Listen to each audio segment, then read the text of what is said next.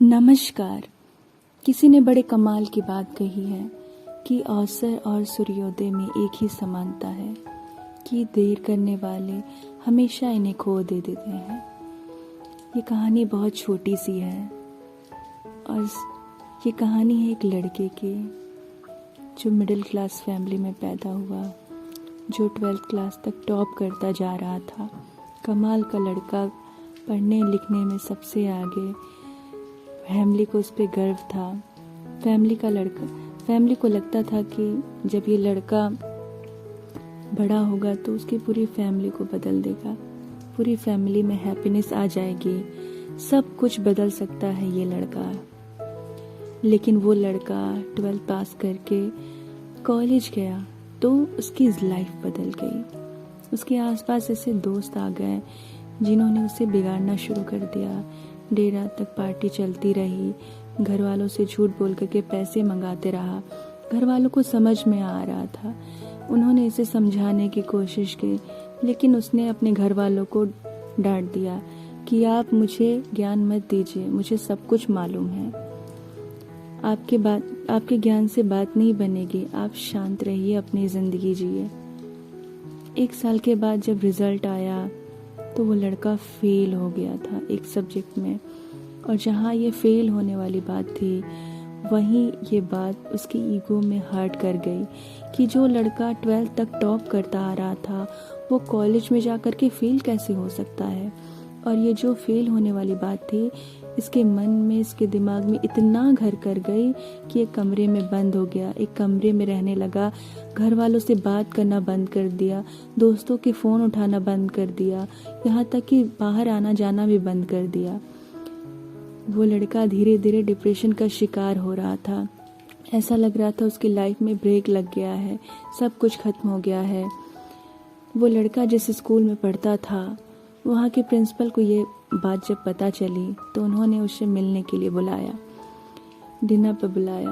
लेकिन वो इनविटेशन उसके प्रिंसिपल का था तो वो इसे रिजेक्ट नहीं कर सका, और जो न्योता आया था उससे वहाँ जाना था तो वो वहाँ शाम पर पहुँचा और उसने देखा कि प्रिंसिपल साहब गार्डन में बैठे हुए हैं, अंगीठी में हाथ ताप रहे हैं, सर्दी का माहौल था। ये भी जाकर के बैठ गया और उन्होंने पूछा कि क्या हाल चाल है बेटा। उसने कुछ नहीं बोला।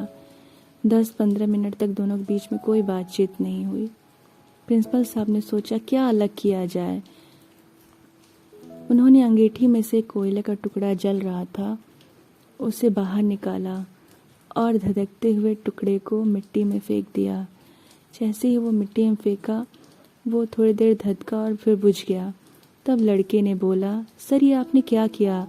एक कोयले का टुकड़ा जो अंदर जल रहा था, धधक रहा था, गर्मी दे रहा था, आपने उसे बाहर मिट्टी में फेंक दिया, बर्बाद कर दिया। प्रिंसिपल ने कहा, बर्बाद कहाँ किया, कौन सी बड़ी बात हुई, वापस इसे ठीक कर देते हैं। उन्होंने उससे कोयले के टुकड़े को उठाया मिट्टी में से और वापस अंगीठी में डाल दिया, और कुछ देर बाद वो जलने लगा, गर्मी देने लगा। तो प्रिंसिपल ने पूछा, कुछ समझ में आया? नहीं, लड़के ने बोला। प्रिंसिपल ने कहा, बेटा मैं तुम्हें यही समझाने की कोशिश कर रहा हूँ कि जो कोयले का टुकड़ा है ये तुम हो। तुम जब अंगीठी से बाहर आए, गलत संगत में आए, मिट्टी में गए तो बुझ गए, लेकिन वापस आकर जल सकते हो।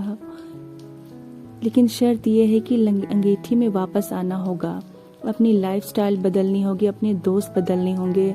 बस इतनी सी बात तुम्हें समझाना चाहता था, इसलिए मैंने तुम्हें यहाँ बुलाया।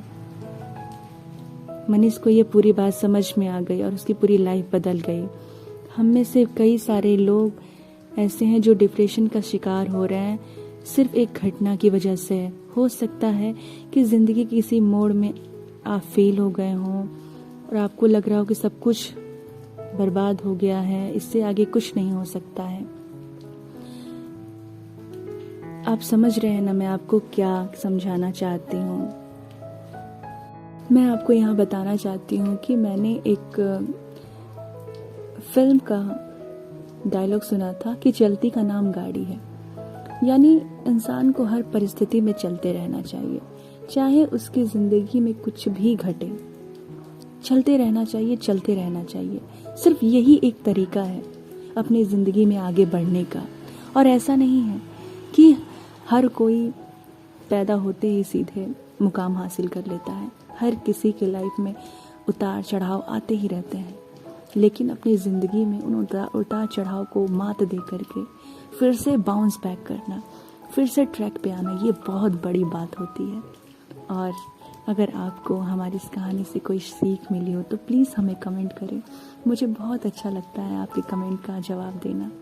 मैं आपके कमेंट का इंतज़ार करूँगी। आपका बहुत बहुत धन्यवाद जो आपने हमें इतना कीमती समय दिया हमारी वीडियो को सुनने के लिए। नमस्कार।